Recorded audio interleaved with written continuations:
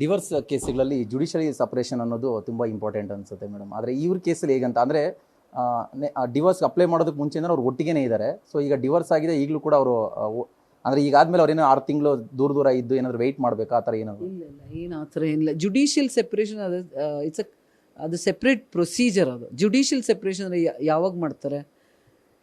ಅವರಿಬ್ಬರು ಜೊತೆಗೆ ಇರೋ ಸಾಧ್ಯತೆಯೇ ಇಲ್ಲ. ಏನಕ್ಕಿಲ್ಲ ಅಂದರೆ ಅವ್ರು ನಡ್ಕೊಳ್ಳೋ ರೀತಿನೋ ಏನಕ್ಕೋ ಸಾಧ್ಯತೆ ಇಲ್ಲ. ಬಟ್ ಕೆಲವ್ರಿಗೆ ಮಕ್ಕಳಿರ್ತಾರೆ. ಸೊ ಆ ಮಕ್ಕಳಿಗೋಸ್ಕರ ಜುಡಿಷಿಯಲ್ ಸೆಪ್ರೇಷನ್, ಇವ್ರು ಸೆಪ್ರೇಟ್ ಅವ್ರು ಸೆಪ್ರೇಟ್ ಇರ್ತಾರೆ.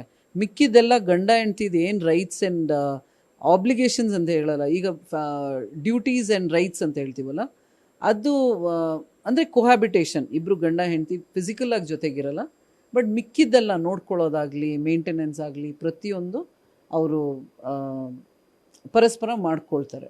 ಆಮೇಲೆ ಡೈವರ್ಸ್ ಮಾಡುವಾಗ ಪ್ರತಿಯೊಂದು ಒಂದು ಸ್ಟ್ಯಾಂಡ್ ಸ್ಟಿಲ್ಗೆ ಬರುತ್ತೆ. ಅಂದರೆ ಅವರ ರಿಲೇಷನ್ಶಿಪ್ ಆಗಲಿ, ಅವರ ಏನು ಹೇಳೋದು ಕ್ಲೇಮ್ಸ್ ಆಗಲಿ, ಏನಾದರೂ ಪ್ರಾಪರ್ಟಿ ಇದೆ ಅಂತ ಅಂದ್ಕೊಳ್ಳಿ ಹಸ್ಬೆಂಡ್ಗೆ, ಅವ್ರು ಬೇಡ ನನಗೆ ಬರೀ ಜುಡಿಷಿಯಲ್ ಸೆಪ್ರೇಷನ್ ಸಾಕು ಅಂತ ಹೇಳಿ ಇದು ಮಾಡ್ತಾರೆ. ಸೆಪ್ರೇಟ್ ಆಗಿರುತ್ತೆ. ಅದು 1 year ಸೆಪ್ರೇಷನ್ ಆದಮೇಲೆ ಬೇಕಾದರೆ ಅವರು ಡೈವರ್ಸ್ಗೂ ಹಾಕೋಬೋದು. ಒಂದ್ಸಲ ಆರ್ಡರ್ ಬಂದಾದಮೇಲೆ ಅವ್ರು ಮತ್ತೆ ಡೈವರ್ಸ್ಗೆ ಹಾಕೋಬೋದು. ಜುಡಿಷಿಯಲ್ ಸೆಪ್ರೇಷನ್ ಇಬ್ಬರು ಸೆಪ್ರೇಟ್ ಆಗಿದ್ದು ನೋಡ್ತಾರೆ, ಹೇಗೆ ಇದು ಪಾಸಿಬಿಲಿಟಿ ಇದೆಯಾ, ಮತ್ತೆ ಸೇರೋಕ್ಕಾಗುತ್ತೋ ಇಲ್ವೋ ಅಂತ.